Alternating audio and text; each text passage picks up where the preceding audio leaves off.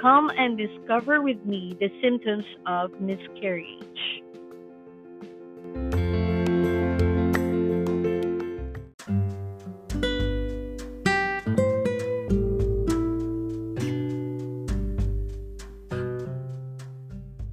Hello, everyone. Welcome to this podcast. My name is Lady Key.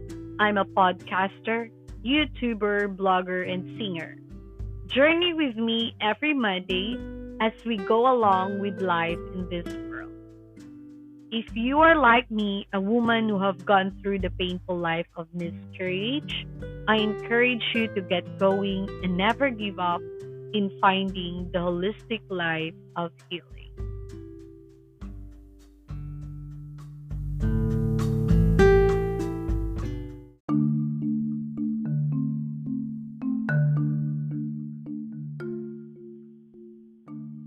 Disclaimer: all the information that I have provided are based on the research that I have conducted on my personal experiences.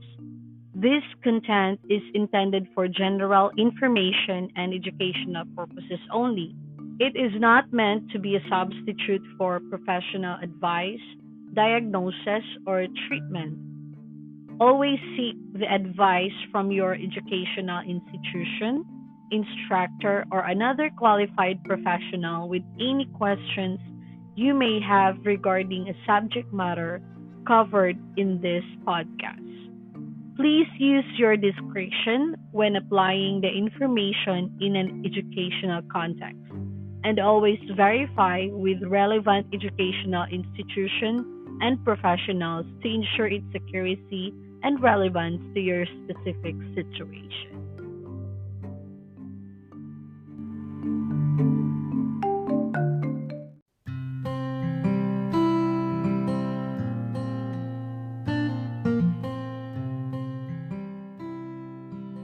Symptoms of miscarriage. So, hello everyone, welcome to this podcast. Let's talk about me and my symptoms of miscarriage. So, allow me to share to you my experience of the symptoms that I had when I was having or before I had my miscarriage. So, every woman is different. You really can't compare one to the other.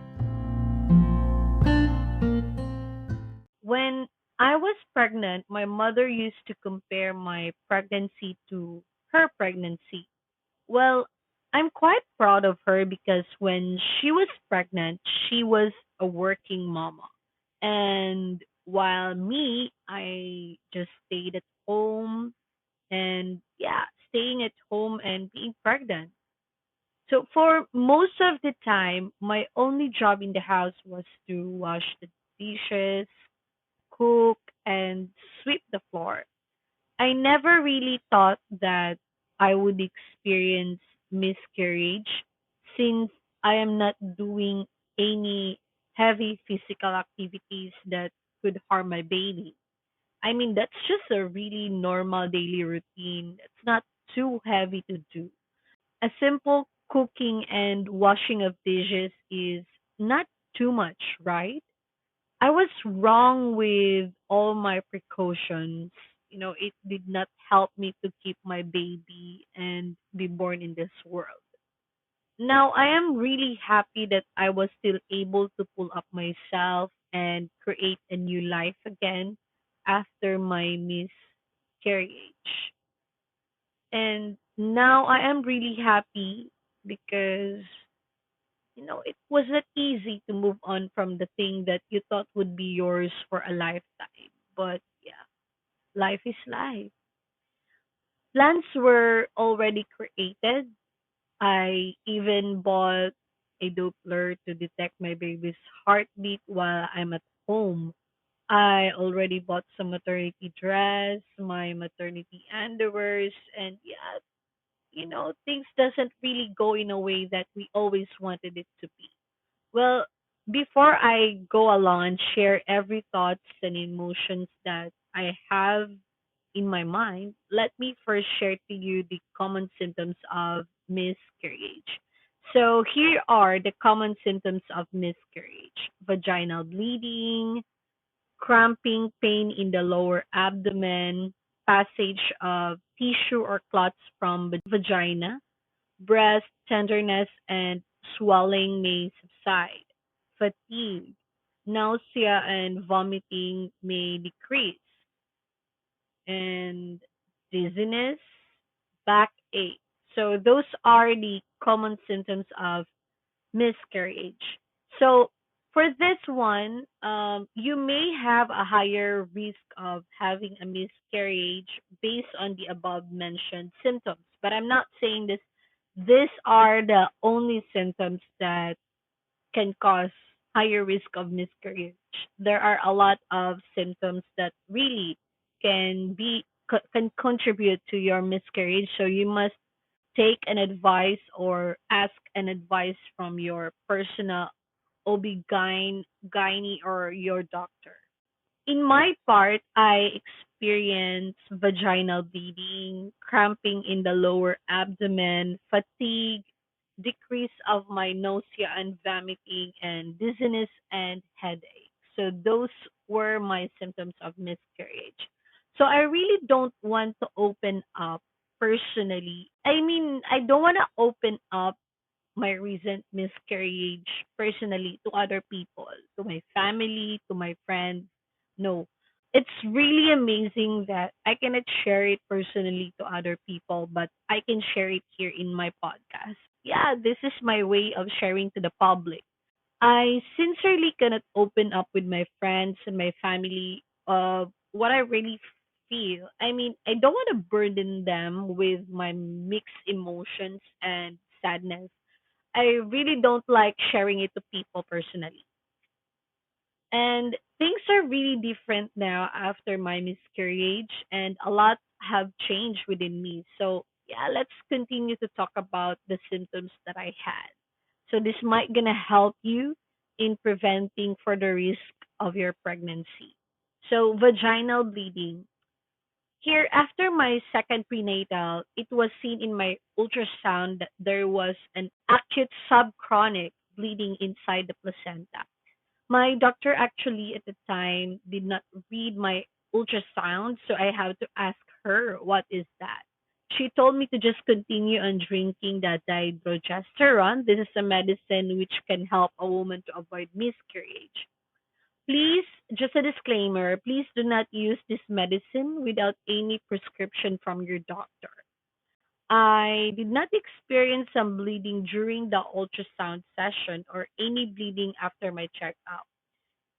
It was a long drive travel from our town to the city. It took us more than 8 hours to travel, and I was awake from 3 a.m. in the morning, arrived at 7:45 p.m. at our home, and I went to sleep at 9:45 p.m. And I remember at that time I had a vomit and my body was unease. And at that night there was a bit of water that came out during my vomit. I thought it was or it has nothing to do with miscarriage, and the hospital is 15 minutes drive from us. It's already 9 p.m. in the evening. It was very late at night already. And, when you're in a remote area, doctors are not, I mean, I'm not really sure if doctors are 24 hours in our hospital. I mean, I haven't experienced yet, but yeah, most of the time they're sleeping and at their home. Few days after that, there was a vaginal bleeding already, but it was really small and I did not take it seriously because I thought it was normal. A week after that, my nausea become less, but I still don't like the smell of fish or anything that can trigger my vomit. I had a bleeding a week after that, but my father was not in our house at the time. It was only a spot, as I can remember. It was Saturday. We were planning to have a checkup on Monday, which is October 2. Unfortunately, it did not happen since my miscarriage happened at 4 a.m. in the morning. So if you feel unease and uncomfortable with your pregnancy, please do not ignore it. If you had already this kind of symptoms, Always seek medical attention from your doctor. Don't think it as nothing. Consider it as urgent priority. So, cramping in the lower abdomen. I thought cramps were just natural in every pregnant woman. When I did my monthly prenatal checkup, my doctor told me to drink the isosoclene, which will relieve my pain if I feel any pain in my lower abdomen. So again, please do not use these medicines without the prescription of your doctor. So there are a lot of what ifs in my head, and I don't want to feel regretful of what happened to me. I mean, if only I knew about this, maybe I am still pregnant right now, but I just want to share that this helps me now on how to be prepared or well aware the next time that I'll get pregnant again. It is really good to share my ideas in here so other women could also be aware that they might want to avoid the risk of miscarriage. So the next one is fatigue. My doctor said that I might experience fatigue during my pregnancy, but it is normal for most of the women. So I thought it was normal for me. I really can't sleep that much in the evening. That is why most of the morning and afternoon I am only sleeping. Again, I thought it was normal during my pregnancy. It is for some women, but for me, it is not. So, sleeping at night is one of the most important factor that I really need to consider soon during my pregnancy. And if you are a woman experiencing fatigue during your pregnancy time, I highly suggest you discuss this with your doctor so he or she can give you advice and prescription that will help you normalize your sleep. So, nausea and vomiting may decrease. So, this is the next one. I really thought that the decrease of my nausea and vomit was really helpful during pregnancy period. This was one of the symptoms that exactly appears on my end a week before I got my miscarriage. I'm not going to say that you should immediately contact your doctor about this, but I think you should at least have enough rest. If you doesn't experience any cramping, fatigue, and any vaginal bleeding, then yeah, you may gonna just want to stay at home, and it's normal that the nausea and vomiting in your end will decrease. But if you already have all of the above mentioned symptoms, then it's really necessary for you to go and see your doctor to avoid any further risk of miscarriage. Do not wait, please. Do not wait until it happened to you. The next one is dizziness and backache. I am guilty of this. I know I did something wrong that contributes to my miscarriage. It was Saturday, and I am a person who really loves doing something and doesn't want to lay down all day.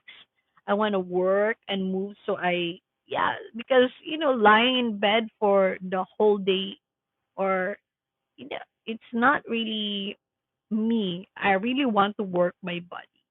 And lying in bed for the whole day is not my type. I'm not that kind of person. I really want to do something. So I decided to change the cover of our comforter, which is very heavy, and refold all my clothes in the cabinet. I already felt dizzy at that time, and I thought it was normal because, in movies when a person got dizzy, it's a sign or symptoms that a woman is pregnant. But yeah, no, it's not. So if you feel dizzy, do not disregard it and please go to your doctor. And I thought it was normal. And I even had a backache after I fold all my clothes and separate the ones that I'll be giving away for Christmas.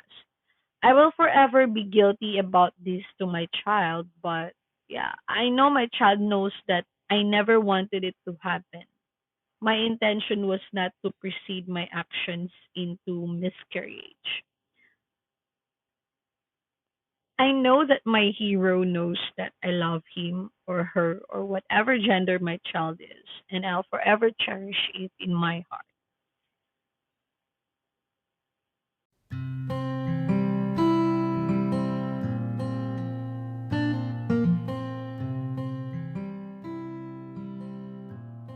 Miscarriage is a very sensitive topic to talk or share about, but I am not afraid of letting every woman to know that this incident really do happen during pregnancy, and I want them to be well aware of this kind of issue.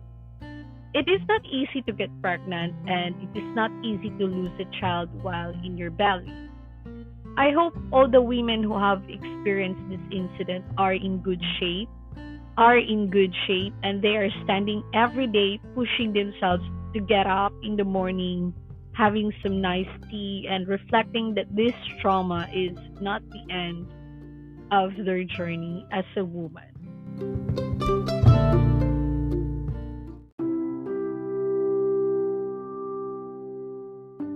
That another one is now preparing to be born, to be loved, to be valued, and to be nurtured in this world and be called, this is my child. So we just need to wait until it happens to us. But while waiting, we need to prepare ourselves.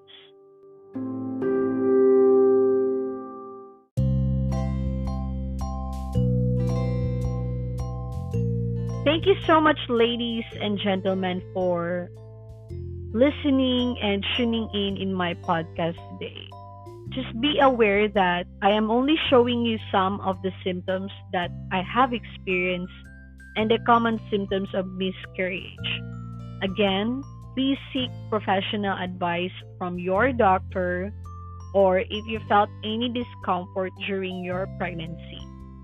My next podcast will be about how to heal yourself from the trauma of miscarriage. Thank you so much, ladies and gentlemen, and I hope that you had a great day today. Please, if you had a feedback or if you have thoughts in your mind, comment down below. Or you can also share with us your experience about miscarriage if you had one. So I hope to see you in my next podcast next Monday. Have a great day and take care. Goodbye.